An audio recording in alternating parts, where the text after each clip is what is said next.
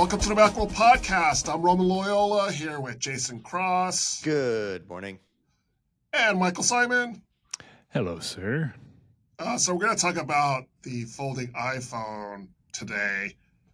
But first, before we get into that, as we set up to record this, we heard that Beta 4 came out for the dev beta, yeah. The dev beta came out for, I want to call them the 26 OSs, which... Yeah, that's fine. That's like what that. I've been doing. It's so much easier than saying iOS, iPadOS, macOS 15, tvOS, whatever, right. watchOS 11. I don't, geez. But the editor in me thinks, well, you're talking about 26 OSs, not version 26. You know what I mean? It won't be long till we have 26. It feels that way. Yeah. So dev beta for the 26 OSs did just come out. I just saw it pop up on my phones. And we think this is probably the one right before the public beta. So everyone kind of is assuming public beta is going to drop tomorrow. Yeah, there was a rumor last week. Mark Gurman of Bloomberg said around the 23rd, which is tomorrow. Just tomorrow. So it's a little bit later than it normally is. Usually we get them by now, the public beta by now, but this is about a week later. And I don't want to get into it, but it really bothers me that the developer beta is available for everyone with very little resistance. And then the public you don't beta even need to pay anymore. You need to register as a developer, but there's no roadblock. There's no guardrails whatsoever. Yeah. And it should be a paid thing or some kind of a difference. Because I see. Like you can, if you registered for a developer, again, we're off the rails and we haven't even started, but if you registered as a developer at any point in the last 20 years, in your little software settings, you'll see the option to just download the developer beta. Because and it's somewhat dangerous for people who don't know what they're doing, and it's also like it takes away the fun of waiting for the public beta. Like the public beta should come at a time after in this case 4 revisions. Apple worked at the major bugs, so it's stable enough to spread to everybody. And I don't know. I'm just it's just a peeve. If the legal stuff is different on the developer beta. There's another thing that's ridiculous. But right? Yeah, you agree. We can get in trouble for doing stuff that the developer beta doesn't allow, that the public beta does. Right. Yeah. And I think that's one of the reasons they started off differently. I mean, I think it was overall a good thing that they made it so that you don't have to pay $100 a year for your developer account unless you want to publish to the App Store. Right. Like, I think that's generally a good thing. I guess, but what do you need a developer? It just seems weird that this developer beta and the public beta are not. Where it really gets weird is on Vision OS. There's not going to be a public beta for Vision OS, but there is a developer beta.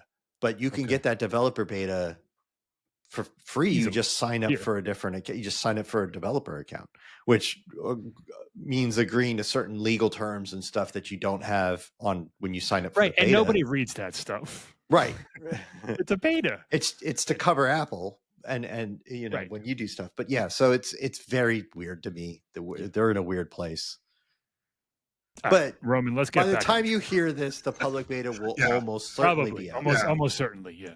Yeah, and we'll cover the public beta in upcoming shows. We'll talk about it more, and we have articles on Macworld.com. If you have some ideas or some comments or feedback about your experiences with the beta, if you're using it, we'd love to hear it on the Macworld social media accounts, either on Blue Sky, Facebook, or Threads. Just search for Macworld and look for the Blue Mouse logo. But we'd love to hear your comments on that. We can talk about them on the show at some point if we get enough of them too. So send it to us. Let us know what you think. Let us know what you think about Liquid Glass and all the other new features that are in the operating systems. But our main topic for today is the folding iPhone. I want to call it the enigmatic folding iPhone? Because we've been hearing about it for years now. Years, 7, 8 years at least. 2018 was our first report that they're going to do a folding iPhone. The first one that we have on the site that says, there's a folding iPhone coming in just 2 years was in 2018. Yeah, and that's, well, so just to give some context, the first folding mobile phone, not including like a Motorola Razr or anything like that. Oh yeah, well, those are flip. Those are really fold. Although they do make one now. Yeah, right. Folds and gets bigger. Yeah. Right, but I can see someone getting pedantic and going, "Wait a minute." We all had folding phones like 20 years ago, right? Yes. I think, was it a Samsung phone that came out 7 years ago? The Galaxy Fold, before it was a Z Fold, it was the Galaxy Fold. It was announced in February of 2019 at Unpacked. Then it came out in June to reviewers, and it quickly, like, they delayed it, or they pulled it because there was all sorts of issues with the reviewers and the hinge and dust getting out and people breaking them and the thing. Like, it was a disaster. And then it actually released to the public in September of 2019. The first, like, actual consumer-made phone that folded in half when you opened it. The first major brand one. Technically there was something called a FlexPi, a Royale FlexPi, which I don't think was available in. No, I don't think it was available in the US. I'm not sure. Yeah. It was at like trade shows and stuff. Yeah. Yeah, and I think it might have shipped in some countries or something, but that was nowhere. Nobody really. It's not like you could go into a store and buy that. So the Galaxy, that was in 2018. The Galaxy Fold was really the first. Yeah. And it was, it was decent. Sorry, Roman. It was a decent. It was decent for a first generation product. Like, you can look back on it now and say, man, like, there's so much better. They had a lot. It was good to fix, but yeah, of course. But it wasn't horrendous once they worked out like the major issues with the screen. I remember, like, the first reviews, like, it looked like there was like a protective layer on top. So, like, a couple of the people like tried to peel it off and they like ripped off like half the screen or they wouldn't work. And but the underlying stuff was good. Have either of you guys used extensively a folding Android phone? I haven't. Not extensively. Same here. A little bit. I fooled around with them a little bit. And the reason why I asked that and brought up the Samsung phone is because, there's this question of, well, what's taking Apple so long? And, there are a lot of, I guess, compromises, a lot of issues that need to be addressed that Apple's not comfortable with, that were evident in the early phones. Yeah, I mean, it's the classic Apple thing that they're not going to release it until they're 100% happy with the final shipping product. And, we were just talking about the Galaxy Fold and all the issues. Those issues persisted, some of them, for years. And it took, several generations to get it thin enough, to get it, where it didn't like fold like at a wonky angle after a certain number of folds. The crease was a major problem, and really just was solved like with this past release. So, like, all those things, Apple's not going to be happy with enough to release. And they're in a position with the iPhone where they sell 200 million of it anyway. Like, they don't have to. They don't need a folding phone as much as other companies do. Samsung sells a lot of phones. Most of them aren't high-end Galaxy phones. So they're selling lower-end phones. The Galaxy Fold brought attention to the other Galaxy phones, and it helps sales, and it raises or it elevates their status. Apple doesn't need that. Among the problems that they've had is, we mentioned the crease. The crease in the screen has been bothering folding phones until just recently. Like, it gets a little less and less each time, but after you close it and open it 100,000 times, you're going to start seeing a line. Yeah. The hinges were problems, just things like dust intrusion and stuff like that. But just also, again, after opening and closing them a bunch of times, they get a little loose, right? and you can't have that. And then each half has to be so thin in order for the closed phone not to be this super thick monstrosity. Right. And then where are you going to be? That compromises how much of a processor you can put in. People out there buying $1,800 folding phones with the same processor that's in a $400 mid-range phone, because that's all the heat dissipation they can deal with. Battery's an issue because you can't, if you put a battery in both halves of the phone so that you have enough battery, you have to transport power from one half to the other. Like the depth for camera module, just the list goes on and on of like every single way that having a folding phone is hard, unless you just are happy to make it super thick when it's closed. like which those the early ones were like two iPhones stacked on top of each other. Yeah, the first couple Samsung phones, that's basically what it was. They were like 17 millimeters thick because it was basically two phones on top of each other. Yeah.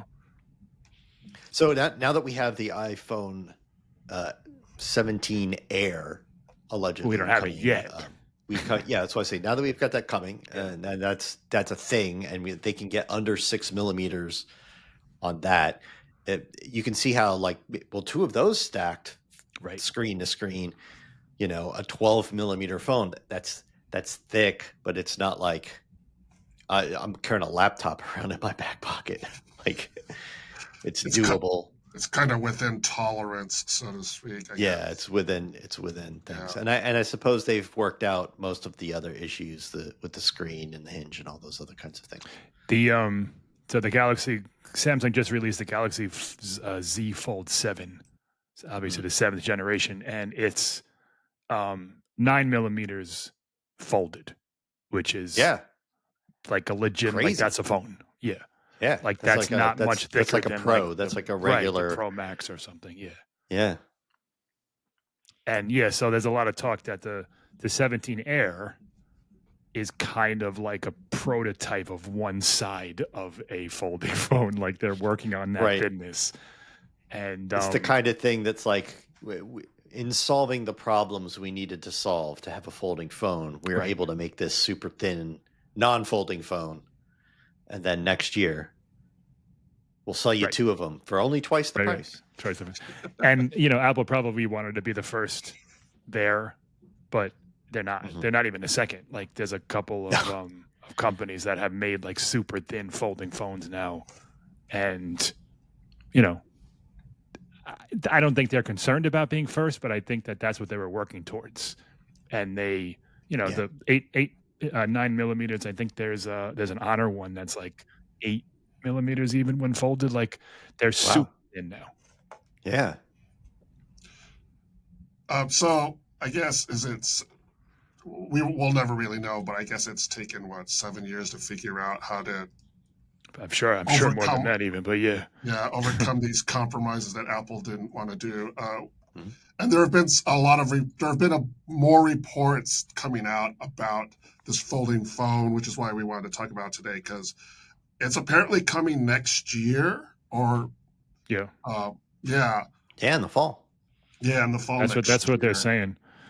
So the rumor is that they're gonna split the iPhone release schedule next year. So this year they released the iPhone 16e in March. And apparently next year they're going to split the Pro and the non-Pro lines. So the Pro will come out in September. The non-Pros will come out in March with I guess at that point it'll be the 19e. And that in the fall of next year is when we'll get the first look at that folding phone, whether or not we're going to buy it. You mean the 18e, right? There'll be this year. We're at 18. That's right. Sorry. Right. This year is all the iPhone 17s. 17. March, this year will be normal. iPhone March, and then next March, iPhone 17e. Next fall, 18 Air, 18 Pro, 18 Pro Max, and 18 Fold or iPhone Fold or whatever they call it, but no regular 18. The regular 18 will get bumped and join the 18e in the spring of 2027. Which makes sense.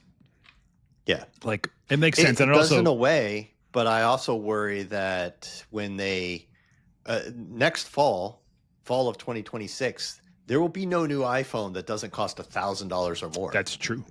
Right. That's going to be a very interesting place to be. Apple will make a ton of money because I think there's a lot of people who want a new iPhone who will stretch rather than wait, especially since most people don't know it's coming in the spring, right? Yeah. Yeah.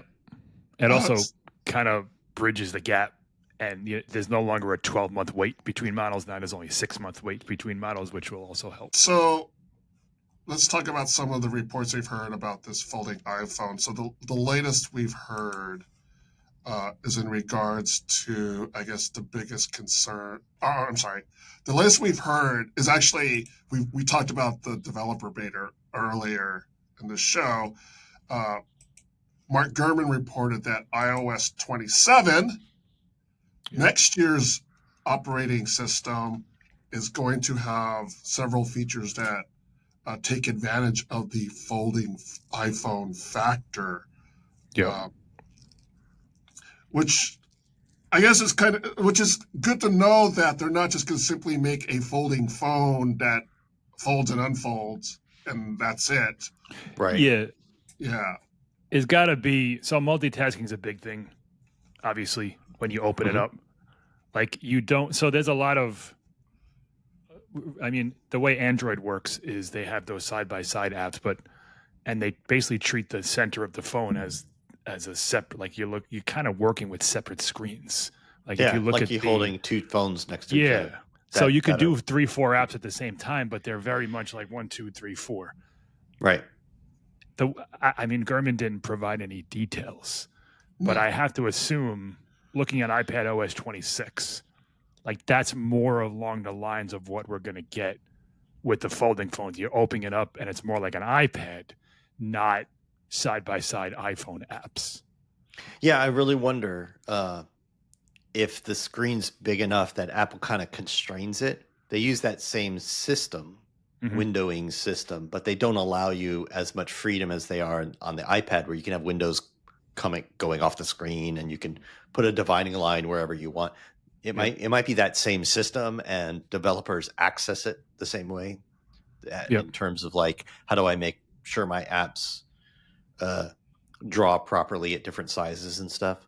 But they might literally do something like just give you a couple of different views so that you don't end up like a super skinny window that you can't read or something, It wouldn't surprise me. Yep. Yeah, I agree. So we should mention this is going to be a book style. There's two kinds of folding phones. There's the clamshell, Star Trek communicator, Motorola StarTAC kind of shape. And then there's the book shape. This is supposed to be the book shape kind that you open left to right. So we're going to get two folding phones, or we're getting one first and then the other one coming later? No, we're only, do we know that? Or, no, it's just we're only getting the one. Okay. Oh, I thought you were describing two different phones. No, I'm saying like which style is it? How's it going to fold? It's not folding top to bottom. It sounds like it's the left and right like a book. The book. Okay, got it. I misunderstood. Yeah. Okay, got it. There are some like trifold prototypes out there. Oh. But I don't think Apple's quite there yet, and that just creates another layer of issues. Like if one hinge can break the other one, I think it's just going to be a simple open and close. I wonder about the ratio, the aspect ratio, because like it's kind of like I haven't seen used one that's like perfect yet. Like the outside phone is a little bit too tall, and the inside phone is a little bit too like weirdly shaped for watching movies. Yeah. So I wonder what Apple does there. So you look at something like the iPad Mini, and that could be a good size if you close that, but then it's a little bit too big to fit in your pocket. So we'll see what the precise ratio is there. One of the things that worries me about a folding phone, at first I was kind of like, "Ooh, I'm getting that phone. I'm not even gonna buy a phone this year. I'm gonna wait." And then the more I thought about it, is I am a little worried about a phone with more moving parts than it usually has. Sure. And at first I thought I was kind of like, well, it's kind of like my MacBook. It'd be just as durable as my MacBook. But throughout the day, I would open that phone maybe 10 times more than I would at my least. MacBook. Yeah, at least a lot. And the hinge is way smaller. Right. Right. So like combine those things. Yeah. I can go days without closing my MacBook. Like Exactly. Yes. Right. Yeah. Yeah. I know, I'm sure you do this too. Sometimes my MacBook is open on my desk and I need to move it. And I literally just grab the bottom half of all it the time. and I carry it around open. I do that all the time. It's extraordinarily dangerous, but I do it constantly. I do that all the time just because I don't want to like close it. Right. Take 20 steps. It takes at least a second to open it. Yes. Yeah. Yes. I walk through the Macworld offices with my MacBook open all the time. And yeah. Just waiting for someing to walk into it, waiting for me to hit a wall because I'm too lazy to just do this for a second. Ming-Chi Kuo did talk about the hinges in a recent report. He said that they're using metal plates that help distribute and control the bending stress. Mm-hmm. So that would help minimize the creasing. The thing about creasing too, and that was the other thing I was thinking about, creasing. I mean, to me, it's kind of like aging. At some point, it's going to happen. A crease is going to happen. Maybe you'll fold it like Jason was saying. They can test it like 100,000 times, but as soon as you get to 100,001, do you know what I mean? So yeah, it's that's another thing I'm a little worried about. And you want it to get to a point where it would be at least like 3 to 4 years, right, before you start to see like a noticeably annoying crease. Especially considering whatever that number is, the price, because like the rumor, the original rumor was this is going to be like a $2,000 iPhone, and now the rumor's like, oh, it's good. Don't worry, it's going to be cheap. It'll only be $1,800. Like it's right. Even if they're wildly off, this is going to be like more expensive than the Pro Max. This is going to be a very expensive phone. It's going to be, I bet, $2,299 or something like that. Yeah, I wouldn't be surprised if there was at least a version of it that was that. Yeah. Right? Yeah. So, yeah, for the hinge, you'll see a lot of reports about how they're using liquid metal. I wanted to talk about that for a second because that is the worst name. Yeah, it sounds like the coolest thing ever. It sounds like the metal is like Terminator or something, flowing and liquid, right, and it is the opposite of that.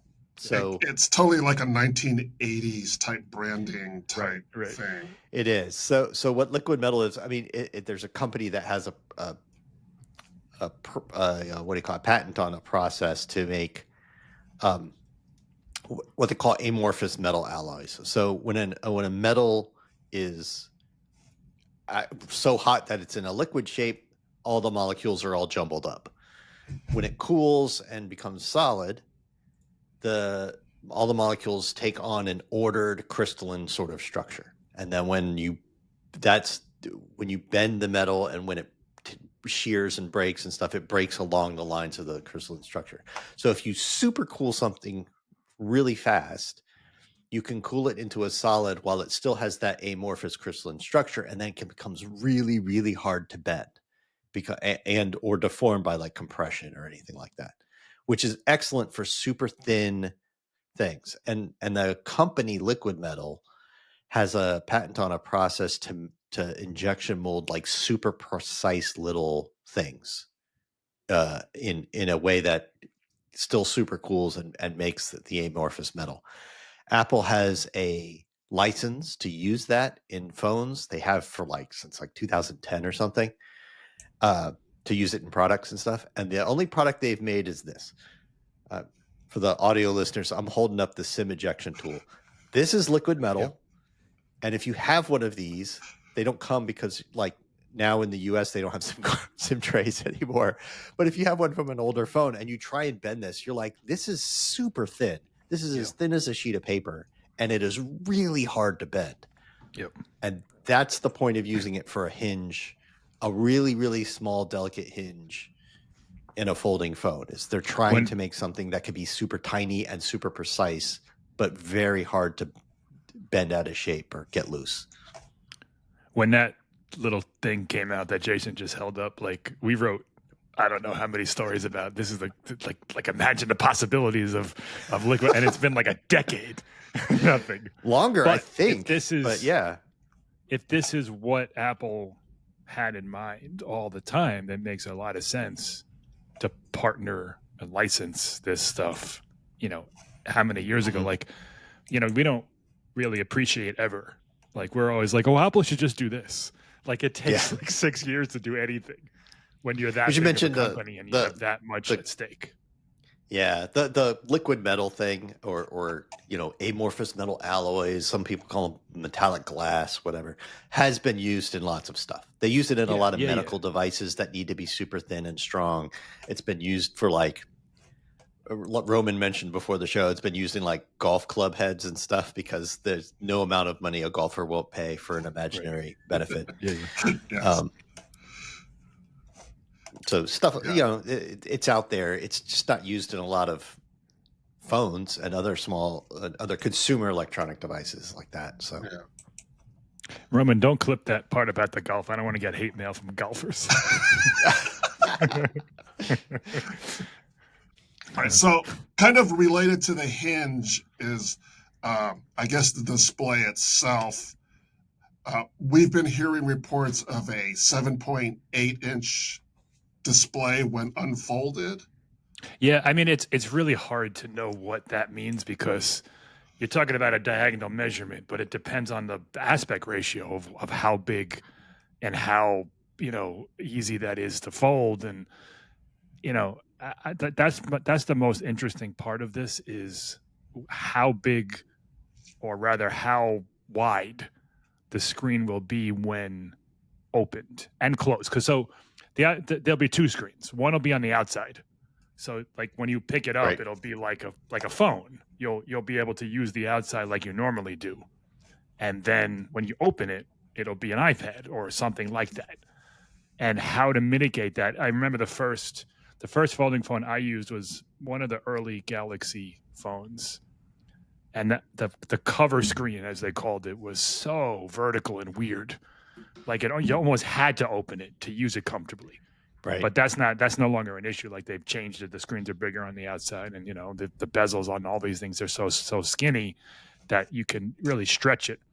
But like, I'd love to see, like, are there like 50 prototypes of these things inside Apple Park somewhere, with like a couple millimeters in every direction, just to get it like exactly right? Because it matters.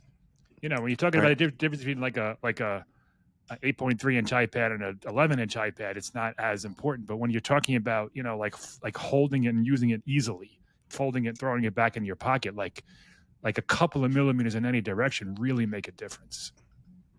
Right. And the outside display being 5.5 inches seems like, I mean, that's pretty small by today's standards. Like, what's a regular iPhone's display? 6.1 now? The thing that... Right? Okay. 6.2? Yeah. I mean, the Pro Max is 6.7. Yeah, going to 6.9, I think. Yeah. Or whatever. But, so, I mean, it's also, when closed, going to be maybe the smallest iPhone. And is it 5.5 because it's narrower, but just as tall as always? Or is it everybody who wants a small phone is going to be super psyched about the folding iPhone because when closed, it's the small iPhone. You only have to pay $3,000 to get a small phone again. So just to use the Galaxy Z Fold again because I'm assuming it's going to be somewhat similar in dimension to that. Mm-hmm. So the display on that is 8 inches on the inside, and the outside is 6.5. So that's weird, right? Like, slightly larger than this rumored iPhone display, but on the outside. And when you look at when you hear that, it's like, well, why would I spend all that money for an extra 1.5 inches? But it's like a completely different aspect ratio. Right. So you're getting way more screen when you open it up, even though it's only 1.5 inches by measurement. Right. So. Like that's by diagonal, corner to corner. Right, because you're going up, down, and then across. So that's the biggest question I have is how Apple's going to do this, and then that opens up all the questions about of whatever the OS is how you take advantage of all that space or maximize all that space. So the display, I mean, it's obvious that the display is the most important thing on a folding phone, but like it's really interesting to see like how they're going to, produce these things. Yeah, and what developers may have to do to make sure their app doesn't have black bars above it or whatever. Just like, there's going to have to be some app adjustment for some of these things. Which actually is a good point, Jason. That kind of bring it back to iOS 27 and Gurman's prediction. There probably will be some aspect ratio new dimensions or some adaptability involved in that. Because I think one of the things about developing for iOS are the aspect ratios. It's somewhat simplified because there are only 4 phones you have to develop for, whereas like on Android you have this whole different array of phones at different aspect ratios. Yeah, you have to basically build your app to have to adjust. Like the phone adjusts. So you just put things like this will go in that corner, and things get adjusted automatically. You have to make sure that they don't get cut off or anything. Yeah. So yeah, it's going to be interesting. They're going to have to do things where you're changed too, because the whole point is that you've got your phone closed. You see something on the outside screen. You've got an app open or whatever, and then you're like, oh, I want to open my phone and have that on the inside, only big with more room. So the same app needs to kind of move to a bigger screen and the interface flow to a larger view, which is not something you do on any device right now. Like that's the closest thing is iPad OS, especially the iPad OS 26, having resizable windows where you can be like, well, I want to see this full screen, or I want to put it down into a window. So I think that's the framework. That's the nuts and bolts that they're going to use to make all this stuff for the folding phone is already there.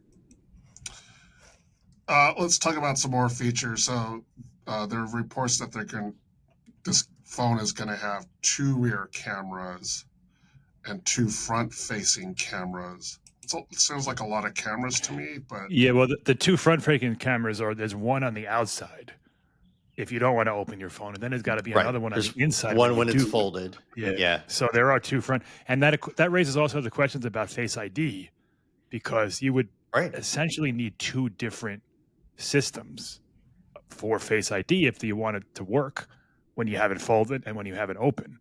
So, but that's a lot of money. Because I can see you having to authenticate your Face ID while it's closed, and then of course it's authenticated when it's open. But then anytime you make a purchase you're buy or something anything like that, right, or log in with a password, it needs to do it again. And what am I going to do? Like flip it over to look at the other side? So I think no, of course not. So there's talk that Touch ID might make a return, like they do on the iPads, inside the power button. Yeah. Huh. I'm just that's trying another to think. thing that Samsung does on their and that's just seems like it's possible, but on the iPad that requires kind of a fat power button. And can you have that fat power, the home button, side button, whatever Apple calls it? I think it's side button. And will the folded half be thick enough to have that fat power button? And will it be comfortable to use? Like what if you're using it this way and the button's over here? Like right. No, it's all sorts of issues. Yeah, there's issues. Yeah. So Samsung has that. They use virtual, whatever you call it, fingerprint scanning on their other phones, but for the same reason, because they would need 2, one on the outside, one on the inside. The fingerprint sensors on the side button on the Galaxy Fold. Right. So it works there. I haven't used it, I guess, to the point where I'm like aware of any issues with it. But the phone is thick enough to support the button that contains the sensor. So yeah, at least on the Samsungs. Maybe Apple just needs to make a thinner version for their iPhone or something. Yeah. They're definitely not. I can't imagine they're going to put or have the room for 2 true depth sensors. Yeah, I can't imagine that would also wouldn't that cost an extra? I don't know. Well, yeah. how Well, much the phone's good. That's why the phone's going to be $2,000. Like, right? So this phone, do you guys think this phone will have camera control, or is that's a pro only feature? No, I don't think. I think camera control is not long for this world. I think it'll be Oh, gone really? in a couple of years. I don't think it's. I don't think it caught on the way Apple wanted it to, and I think it. My guess is they're going to drop it in a couple of years. So no, Okay. I don't think they'll bring it to any more products. I think that's it. Like it'll be iPhone only for a little while, and then it'll just go away. I mean, what do you think it? Do you think it's as good a good enough of a feature where it needs to be on a folding phone? I was thinking that it wouldn't be on the folding phone, but that would be the placement of a Touch ID button. Maybe. Yeah. Yeah. I could see that. Yeah, I could see a similar Yeah. depressed type of thing there. Sure. Yeah. Yeah, like it flush with the side and down low, and it's just Right. it's not really a button. It's just like the sensor's flat there. That could be a thing. Because and camera control is just a pro feature, so it won't make its way down to the other phone. I do think that this phone would probably otherwise have most of the pro features. Things that they reserve for pros, like things like a action mode or whatever, the things that they always put, the software stuff that they always kind of reserve for the pro phones. I think at the price that I think they would get savaged pretty badly if it was kind of missing the pro features other than what it can't do. Like if it doesn't have a telephoto lens, there's nothing they can do about that. But so you're talking about like ProMotion, HDR, like those pro features. Not just the hardware pro features, but like the software things, like the being able to record in RAW and stuff like that. Taking pro RAW photos and taking ProRes video and those sorts of things. I think it'll probably have the software features we come to associate with the pro phones. Sure. Yeah. Sure.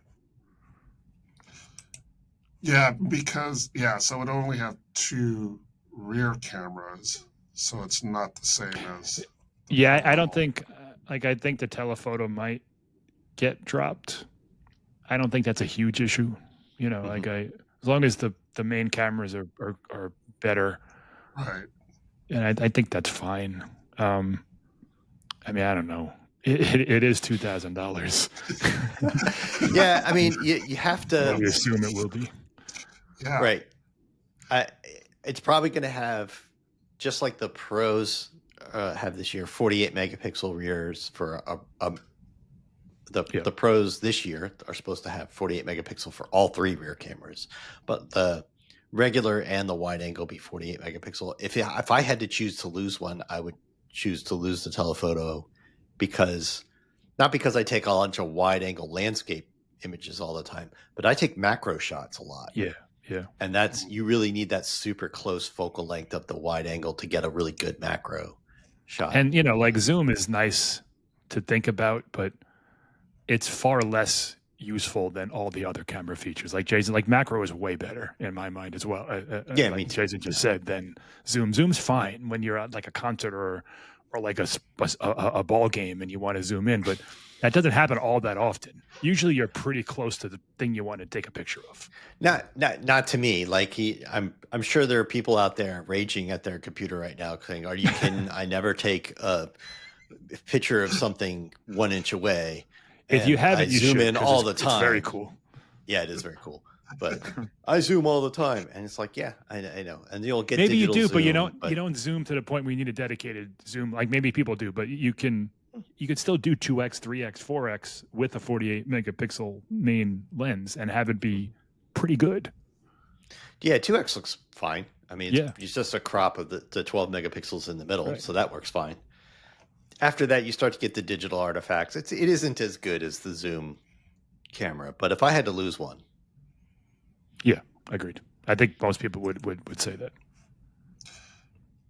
So by the time this phone gets released, we're probably looking at an A20 chip.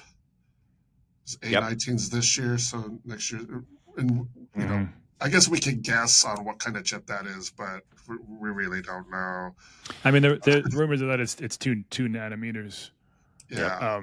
I've stopped caring about the nanometers because I thought 3 was going to be this big, and it was not.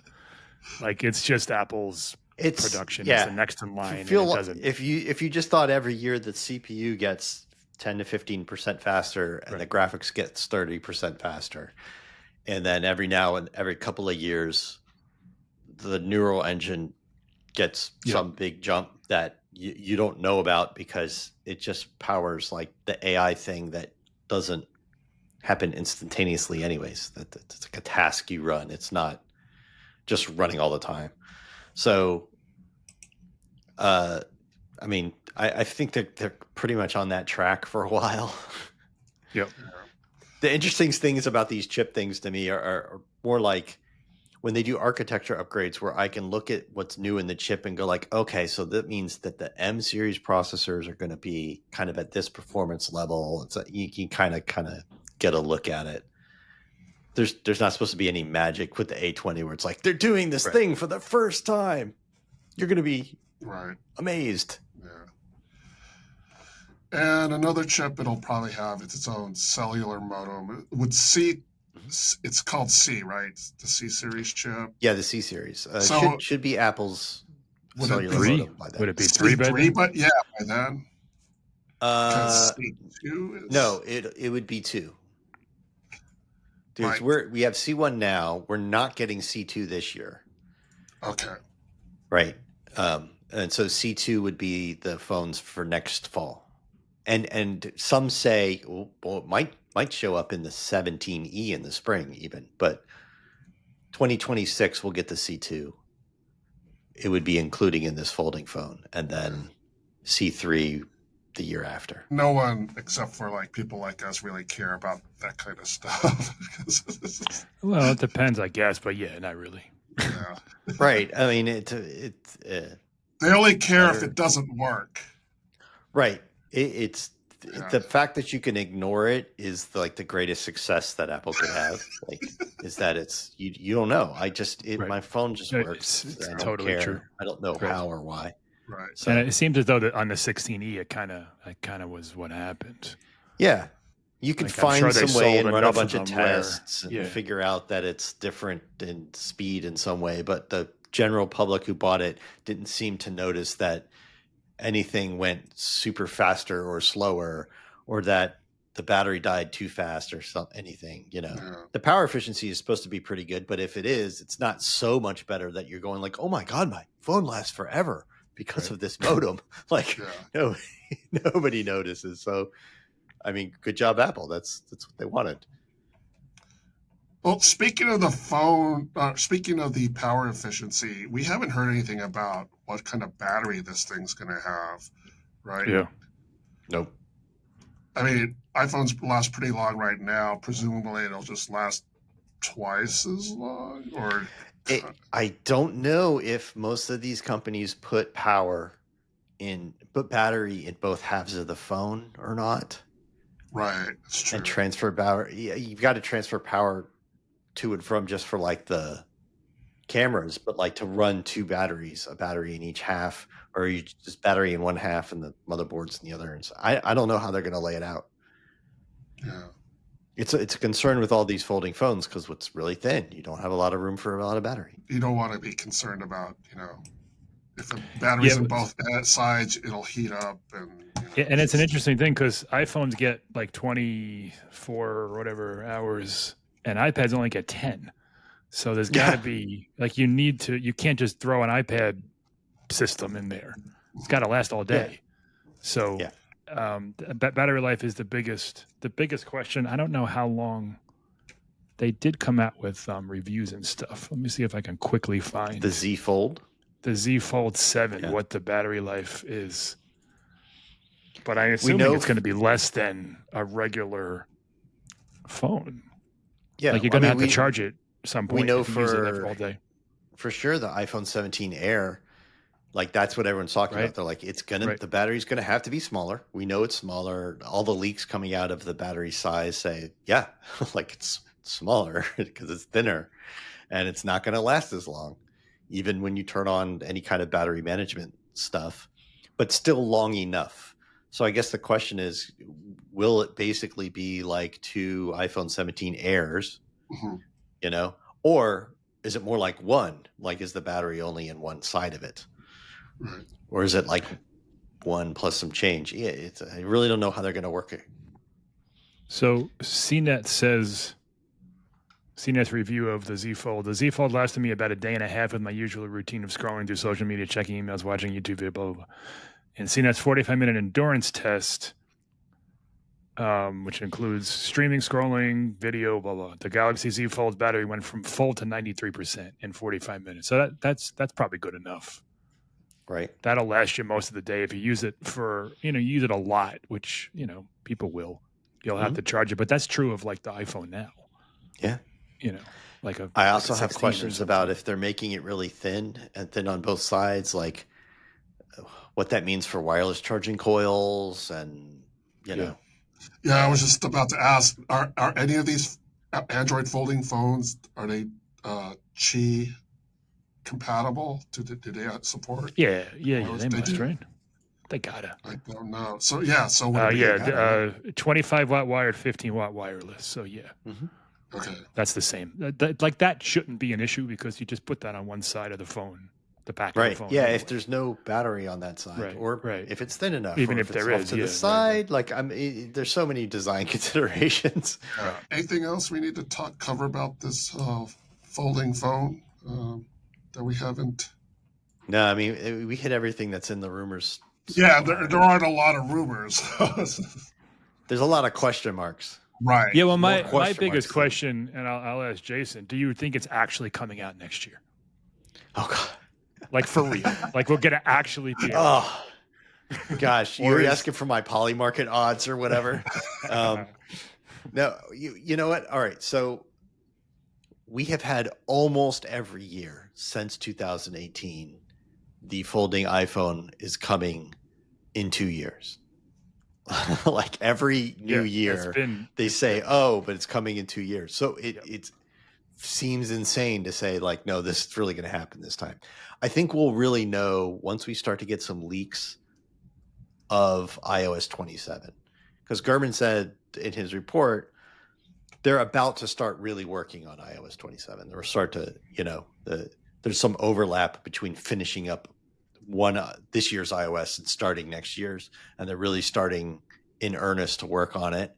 So once we start to get more rumors about iOS 27, that's when we'll start to hear if Apple's really making the software for features for the folding phone. Because if they are, then I think it's safe to say it's coming out. But it would not shock me at all if it was delayed another year. I agree. Yeah. I'm ready to write the news report for next March that says Apple's according to Mark Gurman's Power On newsletter. Yeah, Apple's folding iPhone delayed into spring of 2027, or whatever. Right. I'm not surprised. I came to think the folding iPhone as the device that Apple would release when it saw a precipitous drop in iPhone sales. Mm-hmm. It would be kind of related to the A18 Pro MacBook that we're hearing reports about. Yeah. Apple wants to boost sales of MacBooks, so they're going to do this. I've always thought that the folding iPhone was going to be that kind of device, that they wouldn't come out with it until they needed to boost the sales. I don't know how much a $2,500 phone boosts. Interest, that's for sure. Roman makes a good point. It's going in the opposite direction. So in the case of the Mac, they want to boost volume. They want to boost market share. Yeah. So they want to make a cheap one. In the case of the iPhone, market share is not the problem. Mm-hmm. They want to. Right. They're always trying to raise average sale price. So if there's somebody who would pay $1,800 or more for an iPhone, give them an $1,800 iPhone to buy. That makes a certain amount of sense. That if the volume of iPhones they sell every year just is reached its ceiling, then find a way to make a more expensive one for the people who will spend that. Right. That makes sense to me. I get So, that. And yeah. but are we there yet? Is that what you're saying, Roman? No. I mean, that's not based on anything. I just kind of thought, why? Because Apple iPhone sales are always strong, so Apple's obviously saying we don't need to put this out yet. We don't need to put this out yet. We've got time to make it right, so we'll just take our time with it. But then why put it out next year? Why bring it out? Right. Well, yeah, exactly. Why put it out next year? I don't know why they need to put it out next year. Yeah. But if everything's ready, I guess. I think in Apple's case, the buzz and the hype is sometimes more important than the actual sales. Like Vision Pro is a good example. Like that thing didn't sell at all, and they knew it wasn't going to. Everyone knew it was going to. But yeah, it made them part of that conversation for a little while. And the folding phone, like whenever Samsung releases a folding phone, it's either us or someone else writes an article, where's Apple's? Always. So coming out with one that's, even if it's not markedly better, Gurman wrote a column last weekend that said like it's really going to be basically the Apple version of what Samsung did. So is the watch. It doesn't matter. Sure. Once Apple does it, it gets all the attention and it becomes a thing that's unlike what it was before. Yeah. I have not been keeping track of folding phone sales. And, is it possible that the curve, instead of like had this steady increase in sales, suddenly went up? Not really. I mean, it is. They are selling year over year a little bit more than the prior year, but not. It's not like massive. Yeah, they're a small part of the market because they're expensive. Yeah. But after the first couple of years, they solved a few technical problems and the price came down a few $100 to still expensive, but not as expensive as they were. And they don't feel like you're getting a mid-range phone that folds like for $2,000. Right. Yeah. They feel premium and stuff. And that they kind of took off then, but we're several years beyond that now. So I just don't know if, I have a hard time on kind of understanding why Apple's doing this. But then again, I've always been one of those people who think folding phone doesn't make a lot of sense. Like, I just don't think it's a good idea. Conceptually, I think it's a poor idea. I think a folding iPad makes a lot of sense. Well, that's kind of what it is, No, I mean an iPad that folds into a big iPad. Like, that you don't carry around. Like that's not a pocketable, not a little phone that becomes a small iPad, but like a 10-inch iPad that becomes a 20-inch iPad, so to speak. Right, or something like that, 8 to whatever. It makes sense on consumption devices like that. It doesn't make sense for this thing you put in your pocket and like, am I opening it? Am I not opening it? So if I have a 13-inch with iPad, one hand all the time, now it's a 2-hand device. Forget it. I don't like it. if I have a 13-inch iPad Pro and I can fold it down to a 6.5-inch, like what's the benefit of travel? I've always said that there's no point in folding phones, just like you, like they don't. There's no practical benefit to using it. Our phone, the way it is, I know it's boring, and we're sick of them, but the form factor is perfect. Perfect.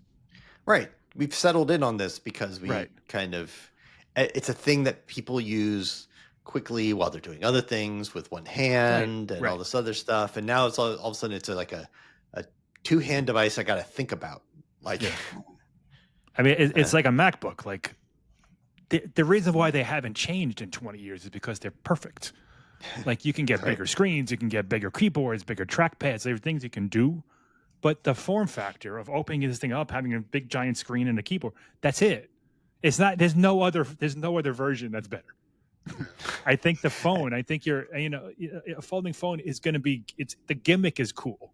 The idea of it is cool. Like, I can open this up and I get a bigger screen. I think most people who buy one are going to use the outside phone more than they use the inside phone. I feel that way. Yeah. But I'm still going to buy one. I don't care. I don't know if I will. I have to see what the price is, but gosh, it doesn't matter. Like, I'm gonna buy one. I think I'm gonna buy one too, but I may not buy a new phone after that for like 5 years. I feel like that's why Apple's making them. Well, you guys, I don't care. There's a lot of people buying it. Yeah. For suckers like me and Mike. Yep. Well, that does it for this episode of the Macro Podcast, episode 943. Thanks to Jason Cross. Thank you. Thanks to Michael Simon. Thank you, sir. And thanks to you, the audience. Thank you for tuning in. You can subscribe to the Macro Podcast in the podcast app on Spotify, on YouTube at the Macro Podcast channel, or through any other podcast app. If you have any comments or questions, contact us through Blue Sky. Contact us through Blue Sky, Facebook, or Threads. Just search for Macworld and look for the blue mouse logo.